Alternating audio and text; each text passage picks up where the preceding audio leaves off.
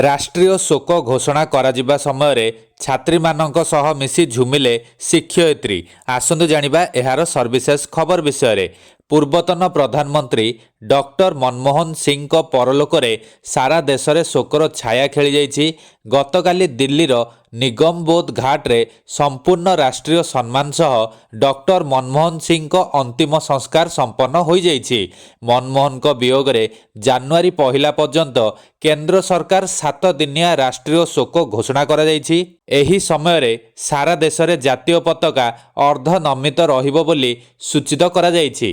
एही भली समय रे मध्य प्रदेशर एक स्कूल शिक्षयित्री और किछि छात्री माने मिसी नृत्य करुथबा वीडियो सोशल मीडिया रे भाइराल हेबारे लागिछि। एही वीडियो को नहीं विभिन्न महल रे तीव्र समालोचना करा जाइछि। भाइराल होइतिबा वीडियो रे कस्तूरबा गांधी कन्या विद्यालयर हॉस्टेल रे शिक्षयित्री माननकु छात्री माननक सह मिसी नाचुथबा देखिबाकू मिलिछि।